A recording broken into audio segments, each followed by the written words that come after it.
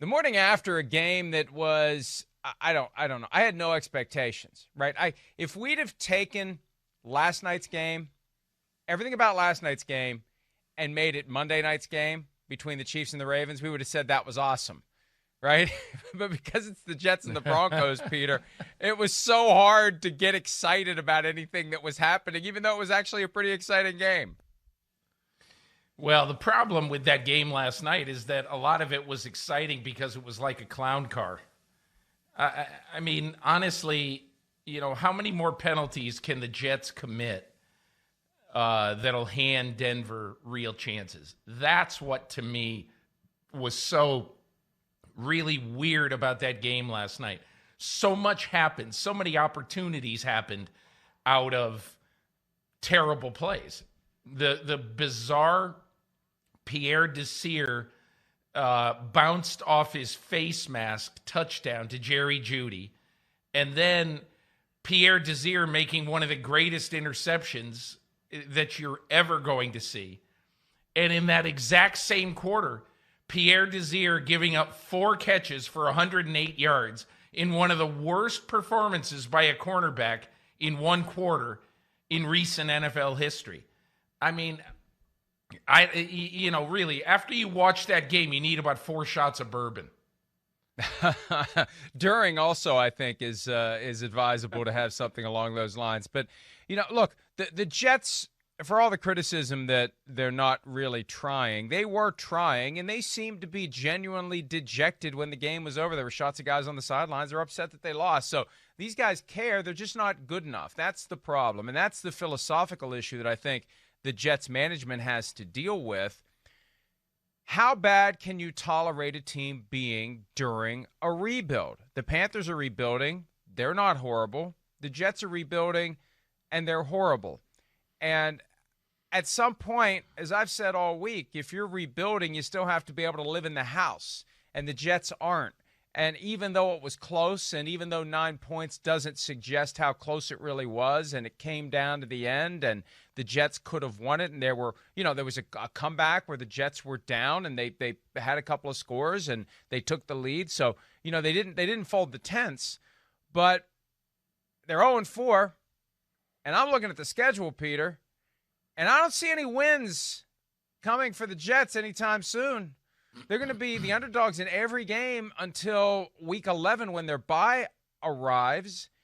If they go 0-10, I know Adam Gase, contrary to some reporting from a radio host who isn't really a reporter, so it gives you cover when you report something that's wrong. Well, I'm not a reporter. I just said what I heard. Well, he heard he was getting fired if he lost. He ain't getting fired, but I don't see any wins. Tell me a game, Peter. There's the schedule. Tell me a game that you look at and say, well, I think the Jets have a good chance to win that one. Maybe the Chargers? Maybe? Maybe. Here's the way I look at the Jets. Everything would be fine if they were playing pretty good football and being plucky and disciplined and all that stuff.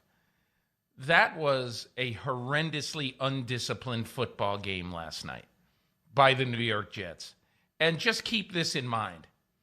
They're playing against a practice squad quarterback who essentially should never have been playing in this game and would never have been playing in this game if the 2 guys in front of him hadn't gotten hurt.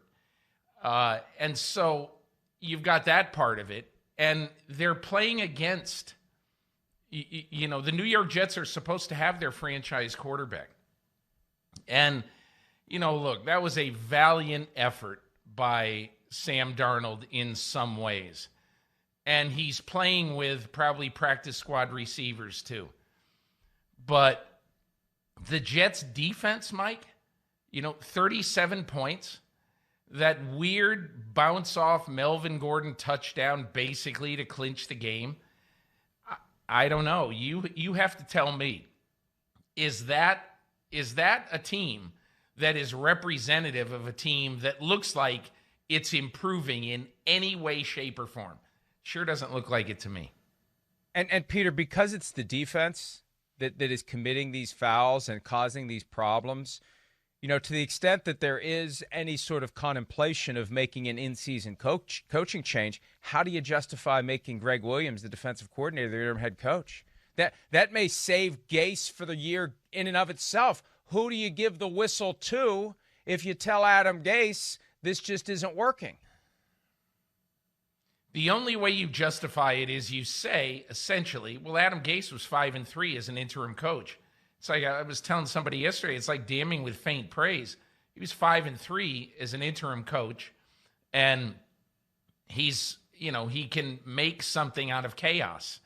And Mike, I don't care how bad the defense is playing right now. I don't think that team is responding to Adam Gase at all. And I don't disagree with that. And that's what's unfortunate. And that's what's going to potentially short-circuit the effort to rebuild the team. He inherited a team that did not have a good roster.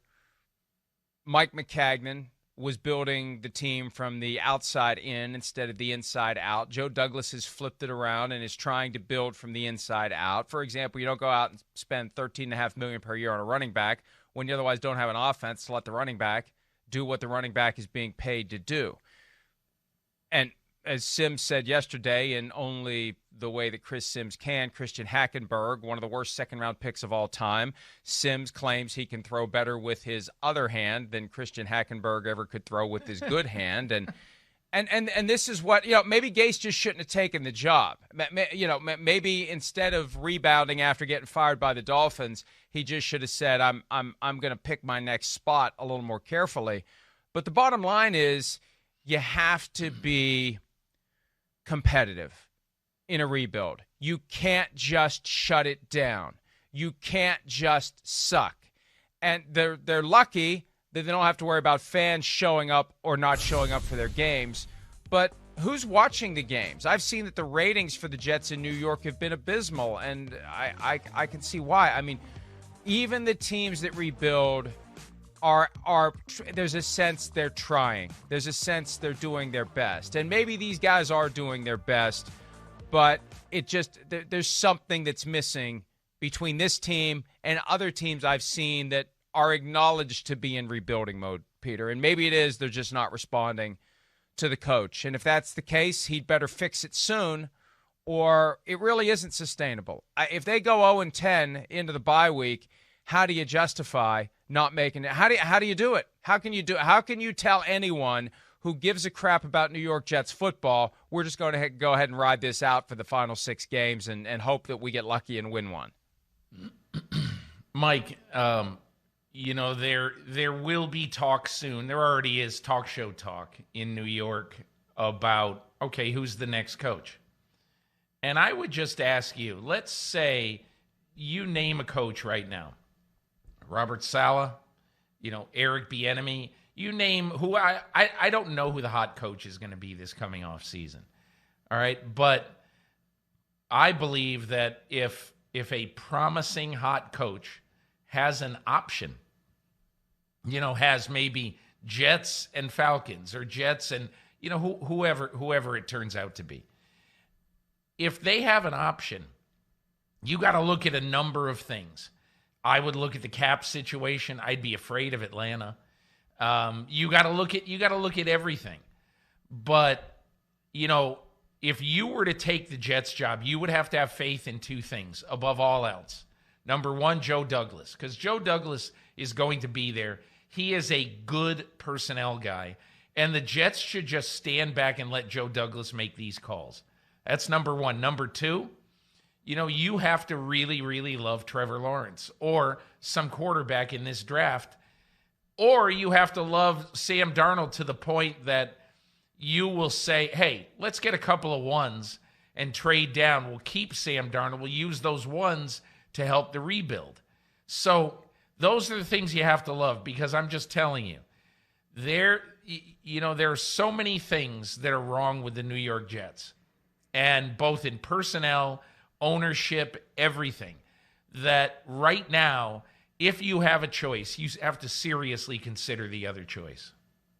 And I know that there's a popular belief that Joe Douglas is safe. He signed the 6-year contract. I get it. I understand it. But let's remember, when Mike McCagnon was fired, the first name that came up was Joe Douglas because the belief was that was Adam Gase's hand-picked guy. So if Gase goes, I don't know that Douglas has the automatic security, especially if, Peter, Woody is back at some point in the next 6 months and Woody decides, I'm just going to hit the reset button and I'm going to start over and I'm going to tell my brother Christopher, thanks for everything, get the hell out. I've got this from here, which introduces a new set of dynamics that really haven't been discussed nationally the way that maybe they should. Woody may be back, and we don't know what Woody's going to do when he gets back. We do know what Sam Darnold did last night. I got to give him credit. He got slammed to the ground early. And I know Mike Pereira said on Twitter he didn't think that should draw a foul. I look at it more from the you know it when you see it, and we hear all the time about not throwing the quarterback to the ground. He got thrown to the ground. I was surprised that wasn't flagged, and it was obvious that he was banged up, but he came back and he played. He wasn't horrible, but he wasn't great. I mean, look, the guy who was the third overall pick in the draft, the guy they traded up 3 spots to get, should have been able to outduel Brett Rypien. Should have. With everything, all other things relatively equal. It's not like the Broncos have this murderer's row, and here comes the undrafted guy from Boise State to complement a great lineup. All other things were relatively equal. Plenty of injuries for the Broncos. Sam Darnold should have been able to win that game. And look, great. He came back. He had the great touchdown run before he got injured. 84 rushing yards, the most ever for a Jets quarterback in any game. I don't know whether that's good or whether that's bad. But he had 54 more rushing yards than the next leading rusher on the team last night. But, it's pass-fail. And when you lose, you fail. And, Sam Darnold, for whatever reason, he hasn't become the guy that we remember. Remember, there was a time, 2016, 2017. Oh, he's the first overall pick in the draft. Oh, without question, he's the guy. He's going to be great. He's the can't-miss guy. And I've yet to see anything from him consistently that makes me think that this is a franchise quarterback that's going to be in the NFL for 15 years. You're right, Mike, but he made a couple of throws last night. And again, I keep coming back to you have to figure out how in the world you are going to judge a quarterback when he's throwing to guys. And, Mike, I have to tell you, there's a couple of guys he's throwing to last night who ardent, absolute football fans, fantasy football nerds. Matthew Berry has not heard of these guys. They just showed up and put on Jets uniforms. And again, so you see some of the great plays that he made last night, and you say to yourself, well, the old Bill Walsh theory, I remember a long time ago, around 86 or 87, I'm doing a story on Bill Walsh and the old 49ers. No, this is about 90, because I was at Sports Illustrated. But I'm doing a story on Bill Walsh and how he drafts. And Bill Walsh had this saying inside his draft room. If I've seen a guy do it a couple of times, we can coach him to do it all the time. And that's why they drafted Charles Haley out of James Madison when everybody said, Charles Haley, he didn't even dominate at the 1AA level. Why are we picking this guy in the 3rd round? There's a lot better players there. And Bill Walsh saw a couple of plays on video or on film that he loved out of Charles Haley. And he was right. So now you ask yourself this question.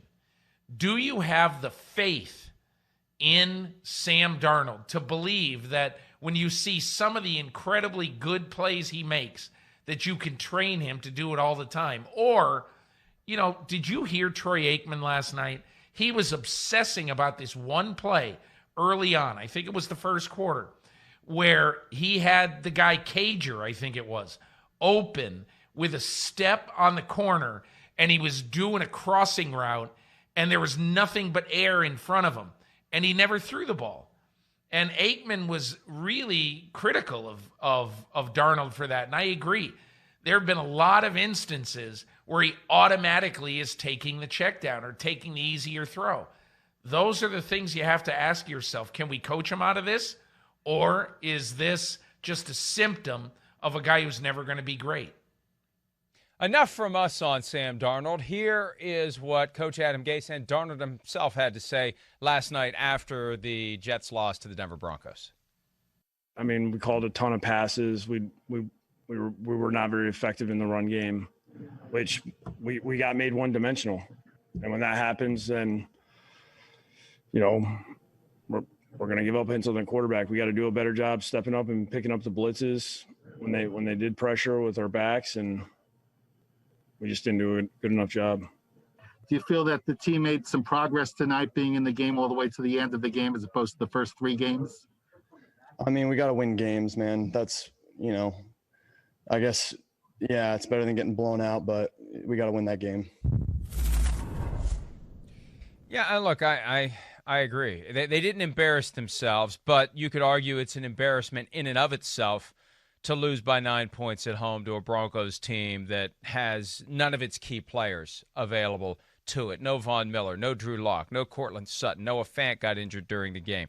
They are just one injury after another, and we got to give the Broncos some credit for finding a way to show up and win the game on a short week. It would have been very easy for them to fold tents, right? Both teams could have mailed this one in.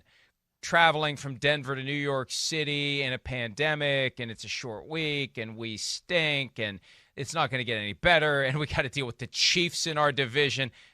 Who cares? So I got to give them credit. They've played hard. See, that's the difference. That's the difference. The Broncos have played hard. The Broncos have had chances. The Broncos haven't been blown off the field. Their ugliest game was Sunday's game against the Buccaneers, and this is how they rebounded from it.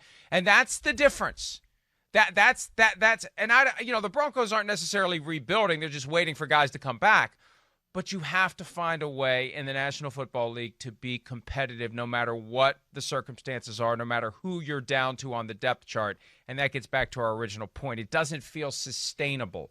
I feel like Adam Gase has been dealt a bad hand, but sometimes you got to make it work, even if your hand is, high card 7 of diamonds. Here's the other question, Mike, about the Jets. Why was Mekhi Becton in that game? I mean, really. I guess it was sort of marginal whether he should play or whether he shouldn't play. But then he plays for 15 snaps. I don't know how many he played. And you could see him on the bench. When the Fox cameras or NFL Network cameras were looking at him like he was either in pain or about to cry. I mean, he looked terrible. And he looked unhappy. He looked pissed. Yeah, he looked Peter. unhappy. Yeah. Like, why? But whatever it was, saying, why was I in this game? Whatever it was, there's a good chance that Becton now has been set back. So when will he play? There might be your best offensive player through the first month of the season, and now he might be out just like all the other guys on your team are out. So again, look. How do you judge this? Really, how do you judge this fairly? The only thing I know is that I don't see a team responding to its head coach. That's the only thing that I see. Everything else, who should be interim coach? I mean, who cares really if they make a change? But it's one of those things. This isn't working. Let's try the best other possible option. And you mentioned that Greg Williams was 5-3 as an interim head coach a few years ago with the Cleveland Browns. Didn't get the job when the dust settled. The personal fouls last night created a problem both for the Jets when it comes to winning the game, but also after the game ended. Vic Fangio exited the field, quickly hustled his guys off. No handshakes, no conversation, no small talk. And it created a buzz on social media because the thinking was that he was deliberately snubbing Adam Gase because he was mad at Gase himself. And some people said, well, no, he's just being safe because we're in a pandemic. Well, both Fangio and Gase addressed the situation after the game. Here's what they both had to say. Well, there just was a couple personal fouls there at the end, and our sideline was getting pissed off about it. And I just wanted to avoid any confrontation at the end of the game and having it get ugly there. So I tried to get our guys to leave quickly just to avoid anything happening there. I thought it was the prudent thing to do. I heard Vic yelling at his guys saying, get in the locker room. So I saw what was going on. Were you guys pissed off about something, or was he pissed off about something? Like them running? I think he was just trying to make sure we didn't have any kind of melee. it was getting heated. Melee is a word that doesn't get used nearly enough. I appreciate Adam Gase adding to the lexicon. And also, what about ruckus? every time, what about ruckus? Brouhaha. I like a good that one, brouhaha. Here's the other thing, too, Peter. Anytime that I say the phrase pissed off on this program, I always hesitate for a split second beforehand, thinking I really shouldn't be saying it. But, if we're going to use it in the press conference and the reporter's asking the question twice and it comes up, then I guess that's the green light. We can say pissed off whenever. We don't have to worry about somebody being pissed off if we say pissed off, I guess is what I'm saying. Yeah, I think our current level of discourse in this country, where after the debate the other night, a very respected commentator used the SH word describing what the debate was. I think it's okay if you say pissed off, Mike. That's where we are in this country right now. Oh, a very unrespected football analyst has used the SH word on this program, I think, once or twice. Not you, not me. Somebody with blonde hair. Would he be blonde and about 6'5"? Yes, with the giant head and with the history of kicking mulch into his father's swimming pool. That would be him. Yes. Guilty as Christopher. Hi, I'm Mike Tirico, and thanks for watching. Make sure to hit subscribe for the latest news and highlights from NBC Sports.